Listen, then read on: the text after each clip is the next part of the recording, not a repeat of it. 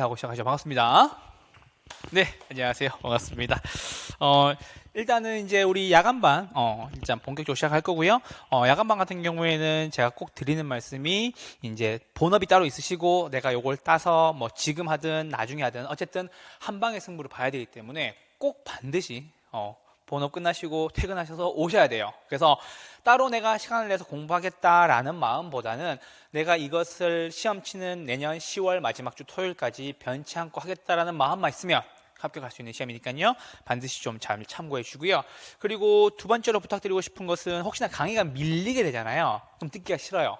밀리는 한이 있더라도 1.5배속으로라도 좀 들어두세요. 왜냐하면 우리가 그 마케팅 용어 중에서 그 무의식에 심어 놓는 그런 것들이 있거든요. 그래서 강의가 좀 밀린다 싶으면은 강의의 속업을 좀 해서 1.5배, 2배까지 할 수 있으니까 좀 해서 강의를 좀 들어두시는 것을 꼭 추천드립니다. 강의를 한번 들어두면요, 저 이야기 기억이 났지 싶을 때가 있을 거예요. 그리고 세 번째는 일단 아무것도 모르는 분들을 대상으로 제가 강의를 할 거기 때문에 혹시나 난 좀 쉬워요 라고 얘기하시는 분이 있을 수 있어요. 그래서 아무것도 모르는 것부터 11월부터는 차근차근 밟아 나갈 거니까요. 그 점 참고해 주기를 부탁드립니다. 자, 저는 이렇게 생겼어요. 잘 보고 있나요? 좀 닮았나요? 이때보다 한 2~3개 쪘어요. 그래서 그런 거고, 오늘 이제 기본 이론 과정, 이제 입문 과정 처음부터 시작을 할 겁니다. 아직 교재는 안 나와 있어서 여러분들에게 그 유인물로 프린트물 드렸고요. 우리 기본 이론서 책이 나오면 바로 드리도록 하겠습니다. 네, 저는 부동산 학개론 가르치는 송도윤입니다. 지금부터 시작해 보도록 하시죠. 자, 잠깐만. 지금 우리 앞 페이지에 보면은 차례라고 나와 있어요. 뭐라고 나와 있어요? 차례라고 나와 있죠. 그러면 요 차례를 설명드리기 전에 잠깐만, 차례를 설명드리기 전에요, 한 가지 좀 드리고 싶은 말씀 좀 드리고 넘어가죠. 이쪽으로 보세요. 자, 부동산 학개론이라는 과목은 공인중개사 시험을 대비하는 1차 과목 중에 하나예요. 그러면 우리 요 1차 과목에 대해서만 좀 설명해 드릴게요. 자, 1차 과목입니다. 1차 과목. 두 가지가 있죠. 첫 번째는 학개론, 두 번째는 민법, 이렇게 두 가지가 있어요. 물론 2차 시험까지 합격해야 됩니다. 2차 시험까지 합격해야 되는데 우리는 1차 시험에 대해서만 좀 간략하게 설명 좀 드리죠. 그 1차 시험을 합격하게 되면 그 해에 2차 시험을 떨어지더라도 1차 합격생입니다 라는 칭호는 주어져요. 근데 공인중개사 자격증은 안 나와요. 그래서 1차 합격하고 2차 합격하고 이렇게 2년치를 나눠서 공부하시는 분이 있고요. 동차로 공부하시는 분이 있는데 최근에 좀 트렌드, 즉 뭐다? 30회를 넘어서면서부터의 트렌드가 있어요. 뭐가 있냐? 동차 준비를 하시면 조금 더 유리하다라는 거예요. 그 말씀을 드리는 이유는 원래 쳤던 35회 시험에서 좀 어이없는 일이 발생했어요. 왜 그러냐면 원래 부동산 정책론에서 공법과 세법의 내용이 등장하긴 해요. 그런데 되게 단순한 문제로만 등장하는데 올해 무슨 일이 있었냐면 이게 공시법에 대한 이야기가 시작이 됐어요. 공시법에 대한 내용이 추가로 들어왔더라는 소리예요. 그럼 교수님, 1차 과목에서 2차 과목 문제를 내는 경우가 많습니까? 라고 물어볼 수가 있겠죠. 많지는 않았는데 많아지는 추세예요. 그러다 보니 이제 11월부터 시작하시는 분들은 우리 최소한 동차로 준비하시는 거 맞죠? 맞죠? 그러다 보니까는 동차로 준비하시는 게 조금 더 유리하다는 말씀을 드리고요. 35회 시험에서는 좀 여러 가지 복합적인 내용들이 나왔으니까는 그거 참고해 주시면 될 것 같고요. 참고로 제가 찍어드렸던 문제, 제가 풀어드렸던 계산 문제, 나올 것 같다 하는 계산 문제가 거의 한 90% 가까이 나왔기 때문에 전 자신 있게 말씀드릴 수 있어요. 왜냐하면 작년에 봤던 분들이 아무도 없어. 작년에 봤던 분들이 오거든요, 원래 다시. 근데 없어. 그래서 자신 있다고요. 아시겠죠? 그래서 말씀을 드립니다. 요거 합격하는 기준은요, 1차만 말씀드릴게요. 합격하는 기준은 40점 이상 맞아야 돼요. 이게 꽈락을 방지하는 점수거든요. 되셨죠? 그리고 두 과목 합이, 두 과목 점수의 합산이 몇 점 이상? 120점 이상 돼야 돼요. 오케이? 되셨죠? 그러면 요거 60점, 요거 60점 받으면 합격해요? 합격하죠? 자, 학개론 90점, 민법 35점 받으면 합격해요? 안 되죠. 왜? 요거 과락 맞았으니까는. 됐어요? 그리고 80점, 40점 맞으면 합격해요? 네, 요것도 합격하는 거예요. 그래서 어떤 과목이든 한 과목을 40점 이상 맞고 두 개의 과목을 합쳤을 때 120점 이상이 되면 됩니다라는 말씀을 드리는 거예요. 요것도 120이고 요것도 120이고 요거는 125인데도 불구하고 요건 떨어진 거죠. 그래서 민법과 학개론의 밸런스를 잘 잡아라 라는 말씀을 드리고요. 요거는 개인 취향이라서 따로 말씀은 안 드릴게요. 따로 말씀 안 드리는데 그 민법 수업 들으셨어요? 아직 안 들었어요? 잘 됐어요. 민법보단 학개론이죠. 그래서 요거 두 개 공부를 해보시고 본인에게 조금 더 와닿는 과목이 있을 거예요. 들어봤었을 때 더 와닿는 과목이 있을 거예요. 그래서 내가 법 전공을 했고 내가 로직한 거 좋아한다 싶으면 민법이 좀 나을 거고요. 나는 그래도 숫자랑 친숙하고 우리 실생활에서 쓰이고 있는 많은 내용들을 가지고 부동산 이야기 할 거면은 학개론이 좀 더 편하실 거예요. 근데 학개론을 미리 들으셨기 때문에 학개론이 더 편할 거예요. 그 말씀을 드리고요. 조금 더 와닿는 과목은 몇 점 이상? 70점 이상을 목표로 잡고 달려주셔야 돼요. 그래야 좀 못하는 과목을 내가 50점, 절반만 맞춰도 합격할 수가 있기 때문이에요. 그래서 원래 동차 합격하는 가장 아름다운 점수는 70점 이상, 50점 이상이에요. 요거 두 과목 같은 경우에는 요거 잘 집중해 주셨으면 좋겠습니다. 이렇게 한번 말씀드리고요. 우리 이제 과목으로 한번 넘어와 보죠. 자, 우리 부동산 학개론이에요. 자, 그럼 잘 보세요. 부동산 학에 대한 개론이에요. 개론이 무슨 뜻이냐면 여러분들 개괄적인 이론이란 뜻이에요. 무슨 말이냐? 이곳저곳에서 쓰이고 있는 실생활에서 부동산과 관련된 이야기들을 가지고 온 거예요. 근데 이 학개론 같은 경우엔 총 8개 파트로 구성이 되어 있어요. 그럼 잘 보세요. 이게 가장 중요해요. 왜? 저도 부동산 학개론은 교재를 연구하면서 여러분들한테 가장 드리고 싶은 말씀은 학개론에 대한 8개의 파트를 알고 들어가라라고 꼭 말씀을 드려요.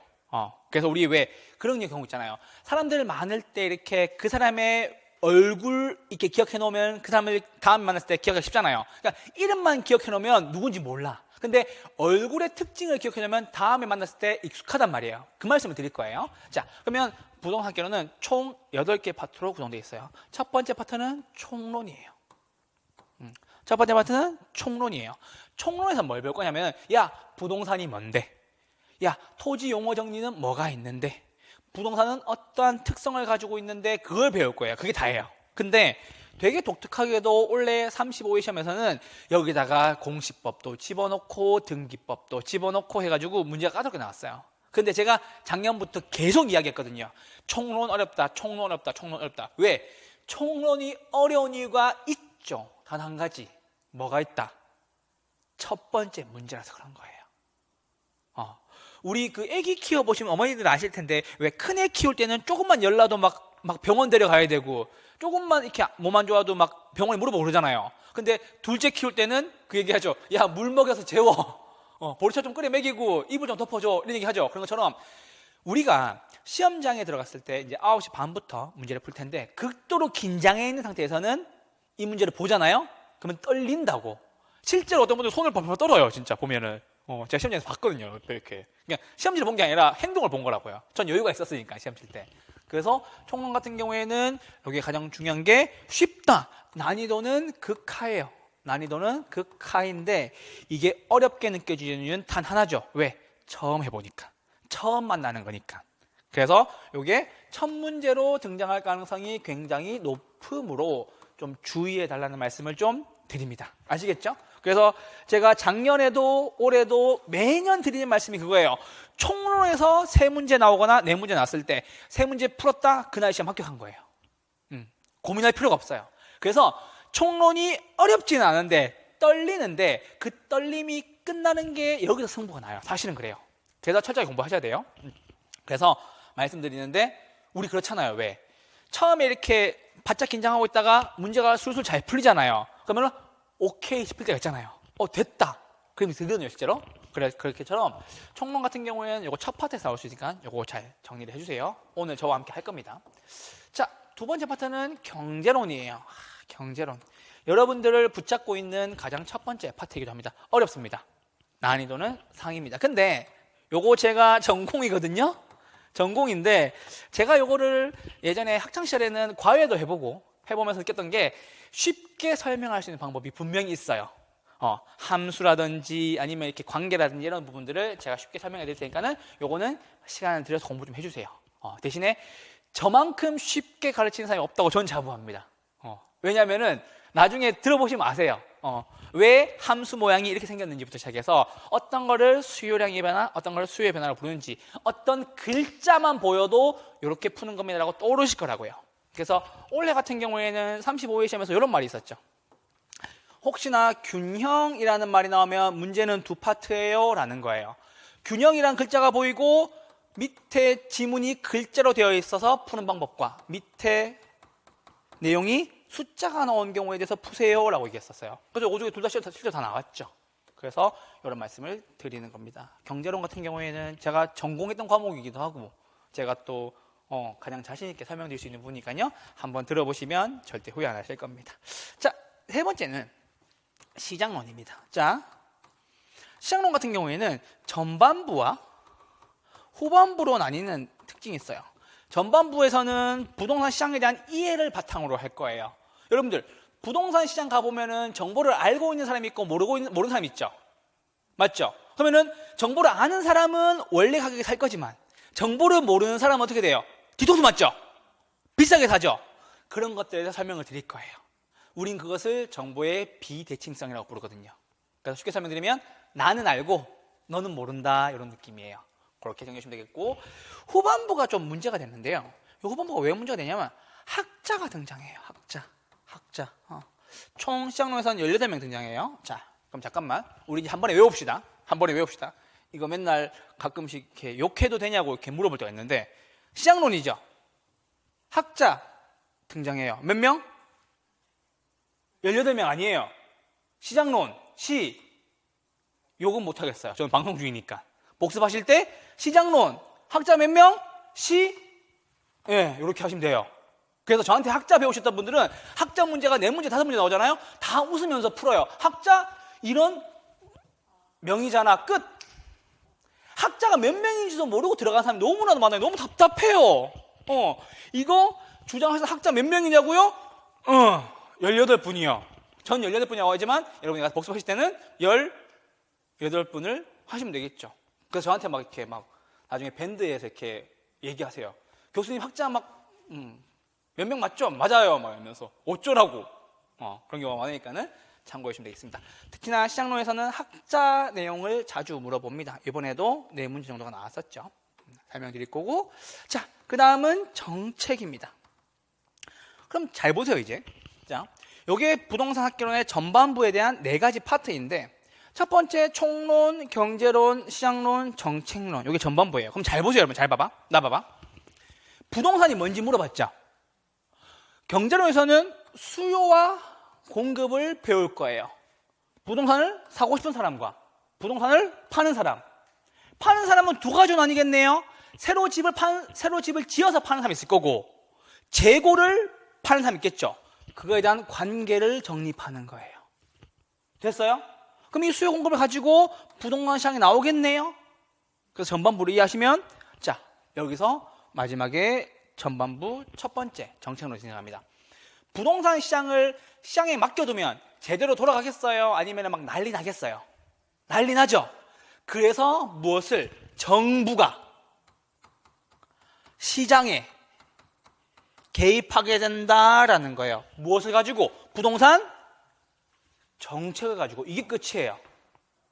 눈이 좀 떠져요? 이게 부동산 학개론의 전반부예요. 오케이? 이해했죠? 야, 부동산이 뭔데? 사는 놈, 파는 놈. 시장은 어떤 모양인데를 설명할 거예요. 아는 놈과 모르는 놈. 그러면 모르는 놈이 피해를 입거나 혹은 금융 정책으로 인해서 부동산이 요동치는 것을 뭐다? 정부가 정책을 통해서 조절하게 되겠죠. 이게 전반부예요. 됐어요? 자, 부동산 뭔지, 수요와 공급이 뭔지, 사는 놈, 파는 놈. 요거는 시장에서 어떻게 거래되는지, 이것은 정부가 어떤 정책을 쓰는지 그거예요. 자, 그러면은 우리는 요 4가지 파트를 배웠어요. 그 다음에 뭐 하러 가야 돼요? 부동산 뭔지도 알았고, 사는 놈, 파는 놈이 뭔지도 알았고, 시장에서 어떻게 거래되는지도 파악했고, 네 번째 정부의 정책도 확인했어요. 이제 뭐하러 가야 돼요, 부동산? 사러 가야죠. 사러 가야죠. 부동산을 사는 행위를 우린 뭐라 그래요? 부동산에 매매 말고, 매매 오케이. 매매 말고 부동산에 뭐 한다? 매수한다? 오케이. 투자한다? 오케이. 그럼 투자가 등장하는 거예요. 부동산에 뭐 한다고요? 투자한다고요. 이해됐어요? 이 개념을 처음에 잘 잡아두세요. 잘 잡으세요. 그럼 여러분들, 투자론에서 투자라고 하는 정의를 한번 봅시다. 투자가 뭐예요? 투자가 뭐예요? 그럼 쉽게 얘기해보죠. 자식 농사 짓는다고 할 때 자식 농사란 뭐 하는 거예요?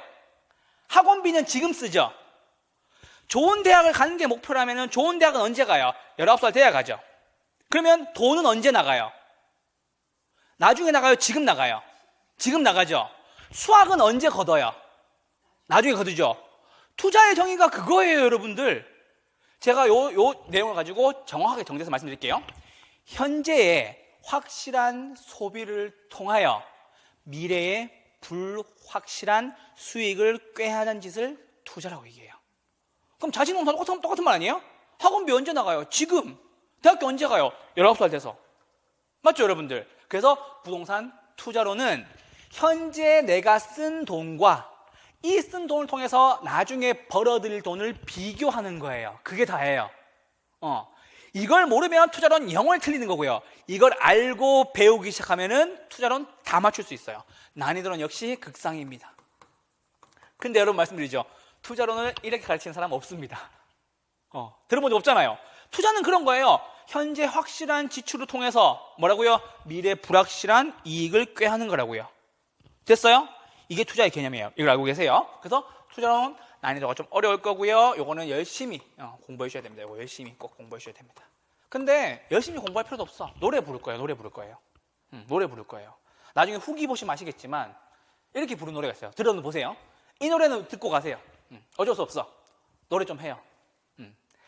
손이 가요 손이가 할인현금 수집법에 순내지 어숭수 대부 부채 총령 6가지 비율법 어디서든 투자론 누구든지 풀어요 개론 송도윤 짠짠. 요거 저한테 들으시던 수강생들 다 부르고 있어요. 근데 이 노래 한 곡을 부르면 여러분들이 전혀 못 풀 것 같은 투자론의 분석 기법 계산 문제들이 다 풀리기 시작해요. 근데 이 노래를 부르고 쓰고 정리를 하셔야 돼요. 한 번쯤은. 그것만 딱 말씀드릴게요. 정리하는데 얼마 안 걸려요. 한 판이면 해요. 요거 한 판이면. 그래서 그거 노래 한 곡 알고 계셔야 돼요. 노래는 익숙하죠? 들어봤죠? 대한민국에서 제일 많이 팔리는 과자예요. 사람보다 갈매기가 더 먹는다는 그 과자. 바닷가에 가면 누구나 주고 있는 그 과자. 아시겠죠? 그거 부르시면은 부동산 투자 분석 기법이 이렇게 쉬운 문제였어 라고 보일 거라고요. 그래서 제 그 밴드나 이렇게 합격 후기 보면은 그 노래를 다 부르고 있어요. 그 과자를 먹으면서. 아시겠죠? 깡 화이팅! 깡 듣고 있나요? 그렇게 투자를 할 겁니다. 투자 되기 쉬우니까 참고해 주고요. 자, 부동산 투자하려면 내 돈만으로 다 해요? 아니면 은행에서 빌려와요? 은행에서 빌려온 경우 많죠? 참고로 대한민국은 은행 돈을 통해서 부동산을 가장 많이 사는 압도적인 나라입니다. 대한민국이 그래요. 대한민국 사람들은 내 돈만 가지고 부동산 사는 경우가 없대요. 이 비율이 은행에 대출을 빌리는 비율이 압도적으로 높은 게 대한민국이래요. 그러면 돈 빌리는 거를 우리 조금 더 고급스럽게 얘기하면 뭐예요? 대출 말고 부채 오케이. 다른 말로는 돈을 다른 말로 하면 뭐라 그러죠? 자본 오케이. 그리고 또 뭐? 요거 쓰면 알 텐데. 그렇죠. 금융 배우는 거예요. 이해됐어요? 그럼 봐봐. 내가 앞에서 요거 탁상공론 다 배웠어요. 맞죠? 부동산이 뭔데, 사는 놈, 사고 싶은 사람, 팔고 싶은 사람, 시장을 이해하고 정부가 무슨 정책 쓰는지. 그쵸, 여러분들? 서울은 여러분 다 조정 대상 지역이에요. 다 투기 과열 지구라고요. 그럼 거기에서만 주어진 정책들이 있겠죠? 돈은 얼마까지 빌려준다. 그거 확인하는 거예요. 확인하고 나서 뭐 하는 거예요? 서울의 부동산 투자하러 가자 그 뜻이에요. 투자 내 돈으로만 못하니까 뭐다? 돈 빌리는 거예요. 됐어요? 돈 빌리면 이제 뭐 해야 돼요, 여러분들? 투자하려고 했고 돈 빌렸고 그럼 뭐 해야 돼요? 부동산을 산다. 오케이. 살 수도 있지만 또 뭐 할 수 있어요? 내가 직접 지을 수도 있죠. 우린 그것을 부동산 개발이라고 얘기를 합니다. 됐어요? 그리고 짓고 나면 관리도 해야 되겠죠? 팔아먹으려면 뭐 해야 돼요? 방송, 광고, 마케팅이라고 얘기를 하죠. 됐어요? 자, 이제 여기까지 하면 다 부동산 지었어요. 그렇죠? 그럼 마지막에 뭐 한 게 있어요. 요게 우리가 시험에서 제가 가장 중요하지만 쉽다라고 얘기하는 부분이 이 부분이에요. 자, 이제 마지막 해야 될 게 있어요. 뭐 하는 거냐면요. 힌트 드릴게요. 우리 여러분들 중고차 시장 가면은 똑같은 차를 가지고 A 중고차 시장, B 중고차 시장, C 중고차 시장 가치가 같아요? 달라요? 같아요? 달라요? 다르죠? 부동산도 마찬가지죠? 맞아요? 내가 가져온 이 집을 A 부동산, B 부동산, C 부동산에 내놨더니 여기는 10억에 놔주세요 라고 얘기하고 여기는 9억 5천에 내주세요 라고 얘기하고 여기는 9억 8천에 내주세요 라고 얘기하죠. 우린 그것을 가격이라고 얘기해요? 가치라고 얘기해요? 가치라고 얘기하죠. 부동산의 가치는 같아요? 달라요? 다르죠? 필요한 사람은 비싸게 살 거고 필요 없는 사람은 싸게 사겠죠. 그래서 우리는 잘 들어보세요. 부동산의 가치를, 경제적 가치를 가액, 가격으로 표시해 놓은 것을 얘기하는 거예요. 뭐냐면 요거예요. 감정 평가. 정확한 지문은 이거예요. 기준 시점에서 대상 물건의 경제적 가치를 가액으로 표시하였다라는 것이 감정평가의 정확한 정의예요. 오케이? 자, 그럼 볼게요. 하나 문제 내보죠. 요거 전자펜. 저한테는 가치가 되게 크죠, 지금. 수업해야 되는 거니까. 제가 요거 15,000원 주고 샀는데 저한테 이게 10만 원도 넘는 가치예요. 여러분한테 가치가 있어, 없어요? 없죠? 여러분들한테는 들고 계신 펜보다 못하는 거예요. 맞죠? 그러면 가치는 여러 개일 수 있다. 이 개념에서 시작하는 거예요. 아시겠죠? 그래서 감정평가. 난이도는 어렵다고 얘기하는데 요게 난이도 어려운 이유는 또 있어요. 감정평가, 우리 총론이 맨 처음이라서 어렵다고 얘기했죠? 감정평가는 맨 처음이에요? 맨 마지막이에요? 맨 마지막이에요. 그래서 여기 있는 문제를 볼 시간이 없어서 어렵다고 얘기하는 거예요. 실제로 되게 쉬워요. 되게 쉬운데 볼 시간이 없다라는 거예요. 나중에 감정평가 들으시면은 이런 거였어? 이렇게 얘기를 하실 거예요. 제가 맨날 입버릇처럼 한 얘기했어요. 이게 뭐가 어려워? 이렇게 얘기해요. 이게 뭐가 어려워? 얘기해요. 그래서 처음에는 이렇게 사람들이 막 욕을 해요. 막 어렵잖아 했는데 한 6월쯤 되시잖아요. 그러면 그래 저거 안 어려운 건데 라는 생각이 들 거예요. 그래서 그것 동안 연습하기 위해서 제가 치밀하게 치열하게 말씀드릴 겁니다. 그럼 잠깐만 이제 보시죠. 자, 이제 정리하고 수업 들어갈 거예요. 부동산 학개론은 총 8가지 파트로 구성되어 있고 첫 번째는 총론입니다. 거기에서 부동산이 무엇인지에 대해서 배울 거예요. 그리고 토지 용어라든지 부동산의 특성이라든지 이런 거 배울 거예요. 두 번째 경제론에서는 사는 거, 수요, 파는 거, 공급에 대한 이해를 바탕으로 계산 문제나 수학적인 요소들이 좀 들어갈 거예요. 근데 수학이라기보다 산수적 요소니까는 긴장하지 말고 들으시면 돼요. 세 번째는 이제 부동산 시장에 나가봐야 되겠죠. 그래서 우리 정보를 다르게 가지고 있는 사람들이 몰랐으면 어떻게 손해를 보는지, 아는 사람은 어떻게 초과이익을 얻게 되는지 이런 용어들 정리할 거예요. 그러고 나서 정부가 쓰는 정책이 있겠죠? 정부 정책이 있겠죠? 그 정책을 확인하시고 뭐 한다고요? 투자하고 돈 빌리고 짓고 야 지어놓은 건물 얼만데? 라는 거예요. 그 얼만데를 가격으로 평가하는 거예요? 가치로 평가하는 거예요? 가치로. 그게 다예요. 그래서 한마디로 말하면 학개론은 부동산을 통해서 어떠한 방법으로 돈을 벌 수 있는지를 얘기하는 거예요. 그래서 투자론이 중요하다는 말씀을 드리는 거예요. 되셨나요? 여러분 지금 공인중개사로 꿈을 가지고 오셨겠지만 내가 중개업만 해서 돈 벌 거야 라고 생각하는 분 없죠? 왜 그러냐면 진심이 드러나서 들켜서 웃는 거예요 지금. 그래서 중개업을 하다 무슨 일이 생기냐면 내가 정보를 과점하기 시작해요. 이 동네에 대한 부동산 가격을 내가 안다는 거지. 그러면 똑같은 물건이어도 나는 뭐예요? 싸게 살 수 있다는 거지. 물론 직접 거래는 불법이에요. 근데 내 이름으로 안 사지. 내 딸, 우리 아들, 남편, 그쵸? 그렇게 되는 거니까 방송 중에 얘기해야 되나? 인강생도 신고하지 말아줘요. 아시겠죠? 직접 거래는 불법이거든요. 그래서 이런 것들 할 거니까요. 저 8가지 요거 파트 하나씩 쪼개서 볼 겁니다. 오늘 총론만 할 거니까요. 가벼운 마음으로 들으시면 되겠습니다. 학개론 8가지였습니다. 사실 이것만 알아도 끝난 거예요. 이제 이거 알고 세부적으로 한번 들어가 보도록 하죠. 자, 우리 오늘 총론 요거 배울 겁니다.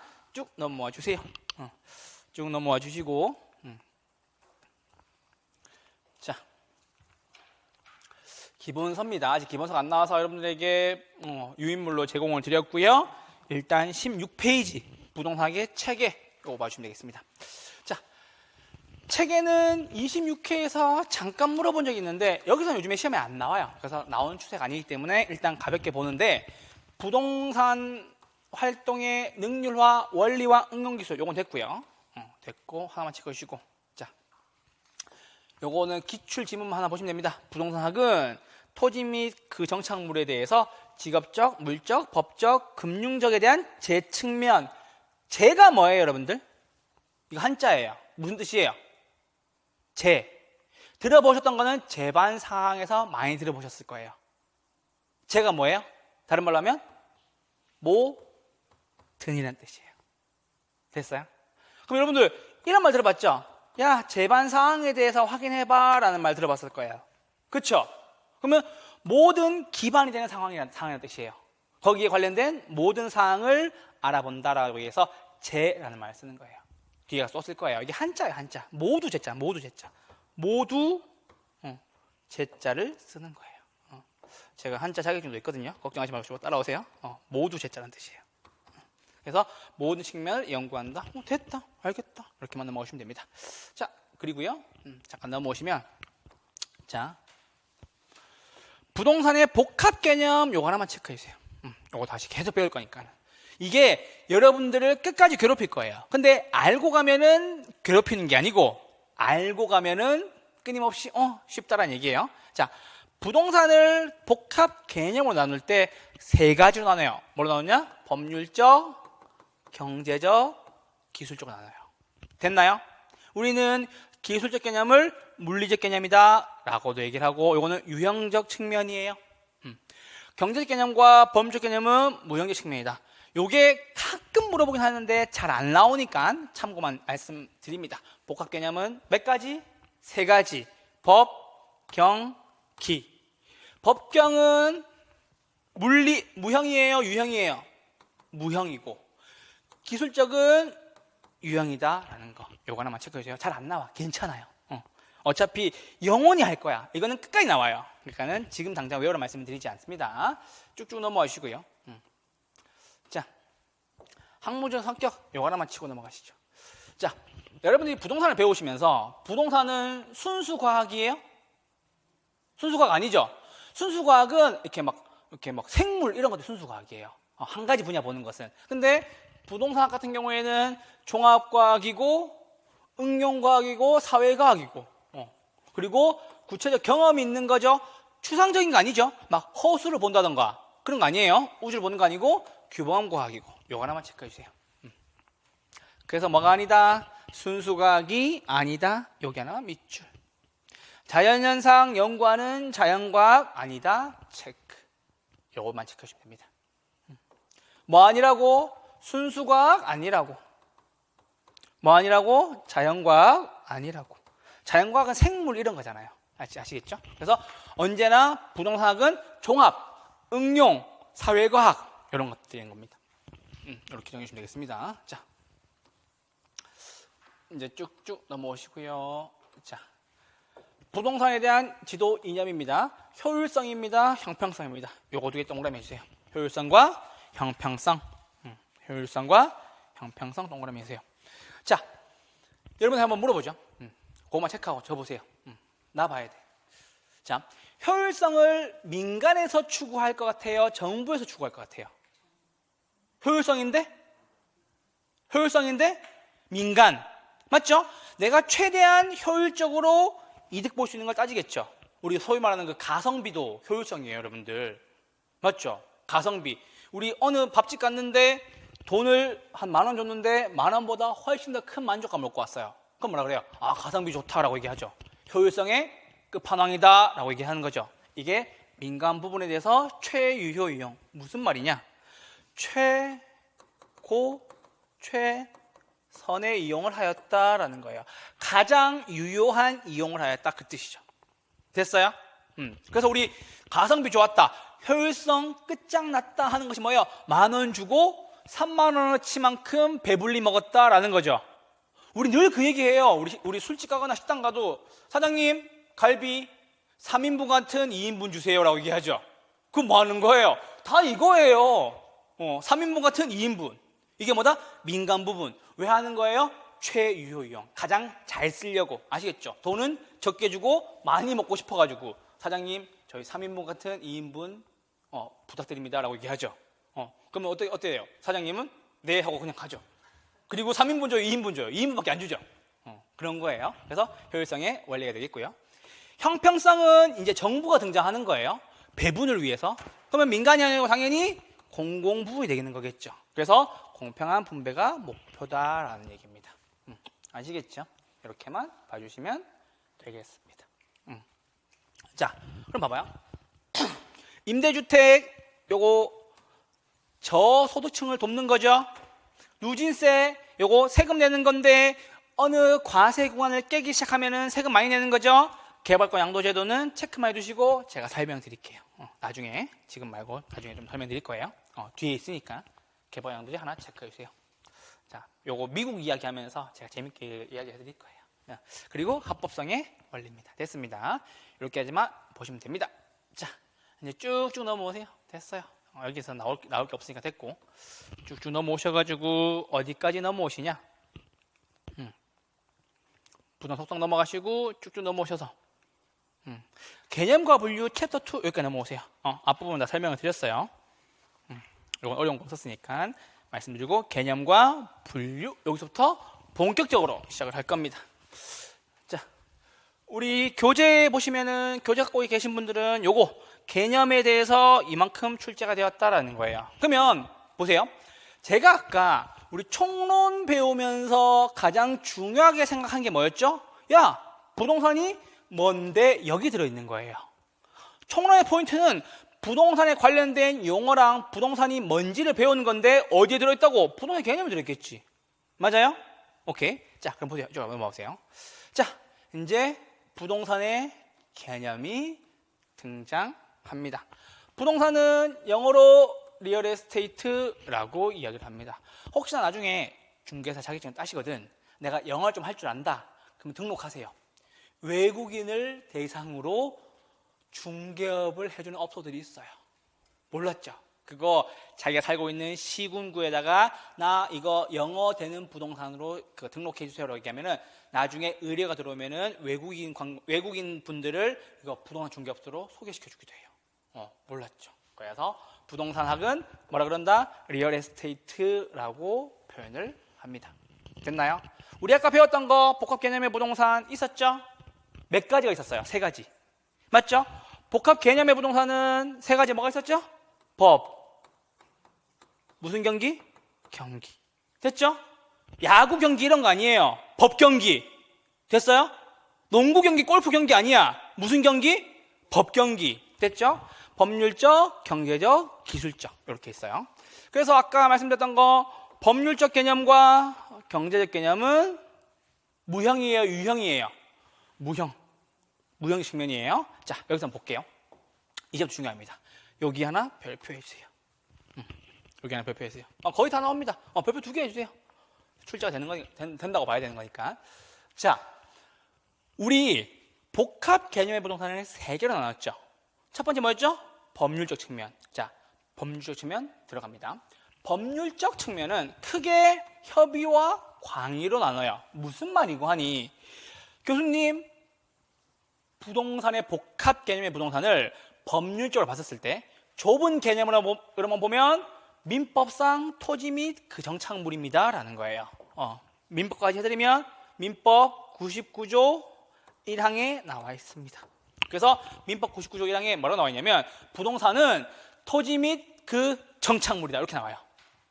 그리고 2항에 그 외에는 동산이다 이렇게 나와요. 부동산 움직이지 못하는 거, 동산 움직이는 거. 그래서 99조 1항에 뭐라고 나온다고요? 토지 및 그 정착물을 우리는 뭐라고 얘기한다고요? 협의의 부동산이다 얘기하는 거예요. 그럼 협의가 무슨 뜻이에요? 좁은 의미, 맞죠? 우리 협소하다 이런 말 쓰죠? 좁은 협자예요. 자, 그럼 이제 넘어가 봅시다. 광의의 부동산이에요. 광의의 부동산이라는 무슨 뜻이에요? 넓은 의미라는 얘기겠죠? 넓은 광자. 우리 그 광역시 살고 계신 분 있어요? 광역시, 대구광역시, 광주광역시, 울산광역시. 그게 뭐예요? 넓은 광자라고요. 아시겠죠? 구역할 때 역자고. 그냥 넓은 구역의 시다 광역시예요. 아시겠죠? 그래서 넓은 의미의 부동산은 한 가지를 포함하고 협의의 부동산 당연히 포함해야 되겠죠? 그리고 추가를 해주는 거예요. 준 부동산을 더해준다라는 개념을 잡아주세요. 됐어요, 지금? 정리되고 있어요? 자, 다시 물어볼게요. 복합 개념의 부동산은 몇 가지가 있죠? 3가지. 그 3가지가 뭐죠? 법률적, 경제적, 기술적. 거기에서 법률적 개념은 다시 2가지 의미로 나뉩니다. 맞죠? 하나는 좁은 의미의 무슨 부동산? 협의의 부동산. 두 번째는 넓은 의미의 무슨 부동산? 광의의 부동산. 그럼 협의의 부동산은 그 내용이 뭐가 있어요? 토지 및 그 정착물. 광의의 부동산은 협의의 부동산 받고 토지 및 그 정착물에 더하기 무슨 부동산? 준 부동산. 자, 여기에서 요거 하나 배포해 주시죠. 자, 완벽하게 설명드릴게요. 준 부동산은 부동산이에요? 부동산이 아니에요? 부동산이에요? 아니에요. 앞으로 제가 준 붙고 뒤에 글자가 붙잖아요. 그러면은 이 네모가 아니다라는 거예요. 이해했어요? 이 네모가 아니다라는 거예요. 앞으로 준지대란 말 쓸 거예요. 준지대. 준지대는 지대예요? 지대가 아니에요? 지대가 아니에요. 됐어요? 준부동산, 부동산이에요? 부동산 아니에요? 부동산이 아니에요. 됐어요? 자, 그럼 마지막 문제. 준주택이라는 것도 있어요. 주택이에요? 주택이 아니에요? 주택이 아니에요. 아시겠죠? 그 대신 이렇게 설명해야 돼요. 부동산의 성격에 준한다라고 해주셔야 돼요. 부동산이에요? 아니에요? 아니지만 부동산 성격에 준한다라는 거예요. 자, 그러면 그 이유를 잡으러 가보시죠. 자동차, 선박, 항공기, 건설기계, 공장, 광업, 임목, 어업권 등이 있어요. 자, 제가 요거 한번 설명드려보죠. 자, 자동차를 가지고 와볼게요. 자동차는 대표적인 준 부동산이에요. 자, 준 부동산의 특징이 있어요. 크게 3가지 정도가 있는데요. 여러분들, 부동산 거래하면은 어디에다가 써줘요? 부동산 등기부. 맞죠? 자동차 사면은 종이를 한 장 줘요. 그 종이에 뭐라고 적혀 있어요? 등록증. 집에 차 있죠? 차 없어요? 집에 차가 없나요? 저희 집 차 가져와가지고 제가 등록증 보여드릴까요? 집에 차 있죠? 그래서 봐봐. 준부동산은 등기, 등록의 공시 방법을 쓴다라는 특징이 있어요. 이해했어요? 부동산은 등기하지만 자동차는 뭐한다? 등록한다라는 거예요. 그렇죠? 그러면은 등록하든 등기하든 부동산과 유사한 성격이 있죠? 이게 첫 번째예요. 자, 두 번째는요. 잘 보세요. 저당권의 객체가 된다라는 거예요. 자, 저당권. 무슨 말인지 모르실 수 있어요. 저당권 언제 써요? 저당권을 깔아준다라고 표현을 많이 합니다. 사람들이. 맞죠? 저당권 깐다 언제 깔아요? 돈 빌릴 때. 그렇죠. 돈 빌릴 때. 맞죠? 내가 대출을 받고 최근에 이제 근저당권을 쓰지만 채권 채고 있어서 돈 빌리고 등기에다가 저당권 너 얼마 빌렸다 땡땡 있죠? 우리은행 얼마 빌렸다 채권 얼마 있다 쓰죠? 우린 그걸 뭐라 그래요? 저당권을 깔았다고 얘기하죠. 그러면 저당권의 가장 기본 개념은 내가 가지고 있는 물건을 담보로 넘기고 돈을 빌려오는 거죠. 맞아요? 소유권은 내 거지만 내가 그거를 담보로 삼아서 돈을 빌려오죠. 그럼 다시 물어보죠. 자동차도 그렇게 할 수 있어요? 할 수 있어요? 결혼쌤 해봤어요. 자동차 담보대출 하잖아요? 그러면은 이 저당권의 객체로 바뀌는 거예요. 그러니까 쉽게 말씀드리면, 야, 이거 담보로 맡기고 돈 빌릴 수 있니? 라고 얘기하는 거예요. 집도 할 수 있죠? 자동차도 할 수 있어요? 할 수 있어요. 공장, 광업, 선박, 항공기 다 할 수 있어요. 선박은 집에 배 있는 사람 있어요? 잘 없잖아. 항공기 있으신 분 있으면 소개 좀 시켜줘요. 좀 친하게 지내보게. 좀 얻어 타보려고요. 그 항공기. 그쵸? 물론 우리 집이 잘 살아요 얘기하면서 이렇게 부산 수영만이나 아니면 여의도 선착장에 있는 분들이 있어요. 그거 맡기고 돈 빌릴 수 있다고요. 됐어요? 세 번째입니다. 감정 평가의 대상이 되기도 합니다. 요건 감 잡았어요? 우리 집 얼마인지 같이 매기죠. 자동차도 얼마인지 같이 매기죠. 그래서 준부동산은 부동산은 아니지만 부동산이 가지고 있는 성격과 준하는 유사한 성격들이 있다. 그 성격 중에 가장 중요한 것은 등기 등록의 공시 방법이고 나머지 두 가지는 저당권의 객체, 감정평가의 대상 이렇게 되는 겁니다. 이해되죠 지금? 자, 그럼 다시 반복 한 번 더 할게요. 자, 복합 개념의 부동산은 크게 몇 가지? 세 가지 나뉩니다. 첫 번째는 뭐였죠? 법률적 개념. 법률적 개념에 두 가지가 있었네요. 좁은 의미의 협의의 부동산. 협의의 부동산 내용이 뭐가 있었어요? 토지 및 그 정착물. 광의의 부동산은 협의의 부동산 더하기 무슨 부동산? 준부동산. 준부동산은 왜 부동산이 아님에도 불구하고 부동산에 준하는 성격을 가지고 있다고 얘기합니까? 첫 번째, 등기 등록의 공시 방법을 쓰는 거고요. 두 번째, 저당권의 객체, 맡기고 돈 빌리는 거. 세 번째, 감정평가의 대상이 됩니다 라고 설명하시면 완벽합니다. 아시겠죠? 제가 가르치는 공인중개사 학개론의 특징은 뭐냐면 부동산 공부는 여러분 앉아서 하는 게 아니에요. 왜? 걸어 다니면서 할 수 있는 게 다 학개론이라고요. 아시겠죠? 자, 그 개념 안고 두 번째 넘어가 보죠. 자, 이제 법률적 개념은 완벽하게 끝이 났어요. 두 번째는 경제적 개념으로 넘어갈 거예요. 경제적 개념은 다 돈이죠? 맞아요? 자, 1번과 2번을 구분해 볼까요?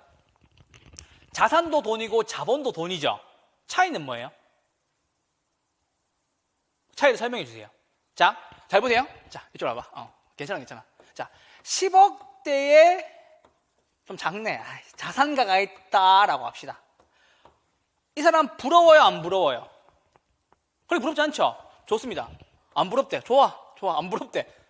제가 그런 거 아니에요. 여기 오프라인 듣는 분 안 부럽대요. 자, 100억대의 자산가가 있다라는 거예요. 부러워요, 안 부러워요? 이제 부럽죠? 맞아요? 근데 여기서 맹점이 하나 있어요. 이 사람 부채를 얼마 끌었었을까요? 모르겠죠? 모르죠? 자, 개론쌤이 작년 2월에, 올해 2월이구나. 올해 2월에 집을 샀어요. 집을 샀는데 이렇게 얘기를 하죠. 야, 자가 샀어. 실제 이야기예요. 실제 샀어요. 거짓말 아니야. 샀는데 이제 친구들이 얼마 전에 왔었어요. 와가지고 이제 우리 시험 끝났잖아요. 시험 끝나고 이제 친구들하고 이제 이야기 하는데, 야, 이거 얼마 주고 샀어? 라고 얘기길래 답을 얘기하면서 이렇게 얘기했죠. 야, 저기 화장실 보이지? 저기 화장실. 저것만 내 거야. 나 저기 가서 앉아 있을게. 너네가 앉아 있는 여기는 다 은행 거야. 라고 얘기를 하는 거예요. 그러면 자산의 개념은 내 돈 더하기 남 돈이에요. 이해했죠? 이해했죠? 자본은 뭐냐면 내 돈만 이야기하는 거예요. 오케이? 자, 그럼 이제 이 사람이 부러운지 안 부러운지 봅시다. 100억대의 자산가인데 100억이 자본을 다 가지고 있대요. 부럽네요. 맞죠? 20억은 자본인데 80억은 부채래요. 남돈이래요. 부러워요, 안 부러워요? 안 부럽죠. 이래도 부러워요? 부러울 수 있지. 왜? 이만큼 돈 빌릴 수 있다는 게 능력인 거니까. 맞아요. 부러울 수 있습니다. 미안합니다. 부러울 수 있어. 80억 잘 안 빌려줘요. 어디 가든. 알죠? 이만큼 돈을 빌릴 수 있는 것도 뭐다? 능력이에요. 맞아요. 신용사회 시장경제체제에서는 야 20억 내 돈 가지고 80억을 우리 땡긴다 이게 땡긴다. 땡기긴 뭘 땡겨. 땡기는 것도 능력이니까 부러울 수 있죠. 근데 저는 이 생돈 내 돈 다 갖고 있는 사람이 좀 더 부럽네요. 됐죠? 그렇게 하시면 되겠습니다. 그래서 자산은 내 돈과 남 돈을 더한 거고요. 자본은 내 돈만 얘기하는 거예요. 왜? 무슨 개념이니까? 경제적 개념이니까. 지금 돈 이야기 계속 하는 거예요. 오케이? 자, 생산요소 소비재 요거 묶어주세요. 생산요소와 소비재. 자, 잘 보세요 여러분들. 우리 부동산을 짓기 위해서는 처음에 뭐 사야 돼요? 토지 사야 되죠. 그럼 토지는 생산요소가 맞아요? 맞죠? 그러니까 뭐 무슨 개념? 경제적 개념. 맞죠? 왜? 그걸 통해서 건물을 지어서 경제활동하는 거니까. 이해했죠? 자, 두 번째는 소비재예요. 잘 들어보세요. 자, 이쪽으로 와보세요. 우리 시험에 이런 문제가 나왔는데 이걸 못 맞추더라고. 미치겠어요. 자, 토지는 생산재는 생산 요소는 맞아요? 맞죠? 소비재 맞아요, 틀려요? 토지는 소비재예요. 맞아요, 틀려요? 틀려요? 맞아요? 자, 어떻게 생각해요? 토지는 소비재로서 역할도 해요? 해요? 안 하는 것 같아요? 자, 정답이에요. 해요. 이거 나중에 인터넷 찾아보세요. 송도윤 교수님이 내장산 국립공원을 설명하면서 소비재를 이야기를 해요. 잘 보세요. 토지를 생산요소로 쓴다는 것은 건축을 하거나 건물을 지으면 생산요소가 맞는데요. 맞죠? 우리 제주도 가면은 거기에 있는 풍광을 즐기죠. 국립공원 많이 가죠? 이거 뭘로 하는 거예요? 내가 소비재로 쓰고 있는 거예요. 거기에 뭘 한 게 아니잖아. 그 토지 그 자체를 즐기는 거잖아요. 맞죠? 자, 이제 가을이니까 물어보죠. 내장산 국립공원 단풍이 이쁩니다. 유명하다. 아시죠? 이거 왜 유명해요? 단풍은 다 있잖아요. 설악산도 있을 거고 뭐 지리산도 있을 거고 속리산 뭐 다 있겠죠. 근데 하필 왜 내장산 국립공원이 이쁘다고 얘기할까요? 알고 가세요. 내장산 국립공원은 우리가 보통 알고 있는 이 큰 단풍잎이 아니라 애기 단풍잎이 단풍나무가 많은 산이라서 이쁘다고요. 단풍의 크기가 작아요. 그러다 보면 더 아기자기하겠지 산이. 그래서 내장산 국립공원이 단풍으로 유명한 거예요. 대표적으로 토지를 소비재로 쓰고 있는 거예요. 아시겠죠? 우리 독도도 구경 가잖아요. 독도에 뭐 있다고 구경 가요? 그 토지를 소비재로 쓰는 거예요. 울릉도, 제주도, 뭐 우도 똑같은 거라고요. 그래서 토지는 생산 요소임과 동시에 뭘로도 쓴다고? 소비재로도 쓴다라는 거예요. 됐어요? 무슨 개념이니까? 경제적 개념이니까. 됐죠? 자, 그리고 마지막 상품. 당연한 거겠죠. 돈 주고 사는 거니까. 그래서 이쪽으로 와보세요. 자, 경제적 개념은 자산, 자본, 생산 요소, 상품이 있다라고 나왔어요. 문제 이렇게 나와요. 다음 중 복합 개념의 부동산에서 경제적 개념이 아닌 것을 골라라 라고 나와요. 그럼 경제적 개념 4가지를 알고 나머지 1개는 다른 데서 가져왔겠죠. 그래서 경제적 개념 몇 가지? 5가지. 그 여러분들 여기서는 좀 가깝구나. 그 3번 알아요? 3번? 3번 알아요? 알면 안 돼. 생소해야 돼. 생소해야 한다니까? 그럼 봐봐. 3번 생소상황 이렇게 하시면 돼요. 됐어요? 그래서 암기 코드가 중요한가요, 교수님이라고 물어보면 네, 중요합니다. 왜? 문제를 푸는 것을 차분히 보면 풀 수 있는데 5초 만에 풀리는 것들은 찍어 넘어가야 되겠지. 그래서 말씀드린 거예요. 그래서 3번 생소상이고요. 한 가지 키워드를 드릴게요. 혹시나 시옷이 자음 시옷이 들어가는 글자가 있으면은 거의 무조건 경제적 개념이에요. 요것만 조심하세요. 선박만 조심하세요. 아시겠죠? 배는 아니잖아. 이건 솔직히 그렇잖아요. 선박을 가지고 경제적 개념 하면 어떡해? 이거 돈인데 돈 생소상인데. 그쵸? 그래서 3번 생소상은 경제적 개념입니다. 자, 그리고 이제 마지막입니다. 마지막 개념. 자, 기술적 개념입니다. 우리 요거는 물리적 개념입니다. 라고 얘기를 하고. 잘 보세요, 이제 끝났어. 자, 기술적 개념으로도 문제가 나오고, 물리적 개념으로도 문제가 나와요. 맞아요? 요건 좀 위치 조정할게요. 환경, 자연, 위치, 공간. 이렇게 써주세요. 요건 바꿀 거야. 환경, 자연, 위치, 공간. 바꿔주세요. 자, 이제 여러분의 숙제예요. 집에 가면서 해야 될 거. 그리고 남편, 혹은 아내, 여자친구, 남자친구, 혹은 우리 아이들한테 써야 되는 거예요. 자, 여러분들, 술 좋아해요, 술? 술 좋아해요? 그럼 그런 날이 있죠. 야, 한 잔 먹어보니 술이 뭐 같다? 술이 뭐 같아요? 술을 먹어보니까 오늘 맛이 안 나. 뭐 같다? 술이 물 같다. 이렇게 하는 거죠. 술이 술 같다 말고 술이 뭐 같다고요? 물 같다고요. 그래서 기술적 개념은 물리적 개념과 같은 개념이라고요. 술이 뭐 같다고요? 물 같다. 기술적 개념은 물리적 개념과 같은 말이에요 라고 얘기를 하시고, 됐어요? 자, 술을 물처럼 마시면 위와 간이 어떻게 돼요? 상하죠? 맞죠? 자, 그래서 오늘 집에 가시면 하셔야 돼요. 기술적 개념은 물리적 개념과 같고, 술이 물 같고, 환경, 자연, 위치, 공간 이렇게 하셔야 돼요. 그래서 보세요. 자, 봐봐. 환자, 위, 간 이렇게 하셔야 돼요. 위와 간이 뭐가 된다고? 환자가 된다고. 됐어요? 오케이? 이걸 많이 비웃던 사람들 32회, 33회 풀었어요. 문제 푸시면서 환자, 위, 간 기술적 개념. 자, 여기서 문제입니다.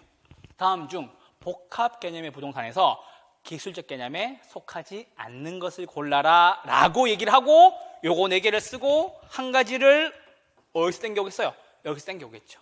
그래서 더하기 자, 본 이렇게 쓰겠죠. 아닌가 예, 이렇게 푸는 거예요. 이런 문제들이 나와요. 실제로도 35호에서도 너무 많이 나왔어요. 그래서 35호가 쉬웠던 거예요. 그래서 봐봐. 기술적 개념은 물리적 개념과 같다. 술이 물 같다. 술을 물처럼 마시면 뭐가 상해요? 위와 간이 상하죠. 환자, 위, 간. 환경자연, 위치, 공간. 아시겠죠? 환경자연, 위치, 공간. 그럼 보세요, 여러분들. 여기에 시옷이 있어요, 없어요? 없죠? 맞죠? 시옷이 보이면 경제적 개념. 교수님, 이거가 색깔 넣으면 안 돼. 이거 돈이야, 돈. 자본 내 돈. 아시겠죠? 이렇게 정리해 주시면 되겠습니다. 이렇게 해서 복합 개념의 부동산 시험 자주 나와요. 단골 손님이고 물어봐요. 왜 그러느냐? 부동산을 물어봐야 되는 거니까. 됐어요? 그래서 복합 개념의 부동산 체크해 주시고요. 별표 하나 해주시고 여기서 읽어가시되 표를 통해서 반드시 꼼꼼하게 복습을 해주세요. 됐어요? 자, 이제 한번 마무리하고 잠깐 쉴 거예요. 자, 이쪽으로 와보세요. 우리 자, 복합 개념의 부동산은 크게 몇 가지? 3가지 아니죠? 첫 번째는 범주적 개념이에요. 2가지가 있어요. 뭐가 있죠? 협의와 광의. 됐죠? 나머지는 알아서 하세요. 더 깊숙한 거는. 2번째는 경제적 개념이에요. 5가지가 있죠? 어디? 삼본, 생소상. 돈돈, 생소상. 됐죠? 그리고 마지막 3번째는요. 기술적 개념은 뭐와 같은 개념? 물리적 개념과 같고. 맞죠? 그래서 기술적 개념을 골라라. 물리적 개념을 골라라. 같이 나와요. 그래서 둘 다 쓰기 때문에 말씀드렸던 거고, 기술적 개념은 물리적 개념과 같고 4가지. 술이 물 같다 하면 뭐가 되는 거죠? 환자, 위, 간. 아시겠죠? 집어서 해야 돼요. 기술적 개념은 물리적 개념과 같고 술이 물 같다. 환자, 위, 간. 이렇게 하셔야 돼요. 아시겠죠? 그래서 술이 물 같아. 술을 물처럼 마시면 위와 간이 환자가 된다라는 거예요. 환경자연, 위치, 공간. 시옷은 보이지 않는다. 그래서 저한테 들으셨던 분들은 요 문제 나오거나 요 문제 나오면은 문제 푸는데 몇 초? 3초예요. 3초. 3본 세상 체크. 환자, 위간, 체크. 끝. 이렇게 푸는 거예요. 아시겠죠? 이걸 우습게 받는 분들 나중에 가서 또 이렇게 헷갈리는 거죠. 아시겠죠? 요 개념 잘 외워주시고요. 기출 문제 이렇게 나왔어요. 경제적 개념은 돈, 시옷. 맞죠? 요건 체크하셔야 돼. 그래서 내가 말씀드리는 거야. 기출 나왔다니까? 경제적 개념인데 시옷 보여야 되죠. 시옷. 맞죠? 시옷. 다 자본? 내 돈. 오케이. 경제적 개념 체크해 주고요. 맞아요? 기술적 개념은 뭐라고요? 환경이 없네? 그래 잡아야 되겠죠? 환자, 위, 간 이렇게 체크하시고 기술적 개념 이렇게 문제를 푸셨다고요. 아시겠죠? 이렇게 해서 여러분들과 함께 25페이지까지 정리를 해드렸고요. 저희 잠깐 10분만 쉬었다가 복합부동산 배우러 갈 거예요. 아시겠죠? 이제 복합 개념의 부동산은 머리에 넣어 놓으셔야 돼요. 이게 총론에서 나올 수 있는 첫 번째 문제 후보 중에 하나입니다. 아시겠죠? 꼼꼼하게 기억해 주세요. 잠깐 쉬었다가 복합부동산으로 뵙죠. 잠깐만 쉴게요.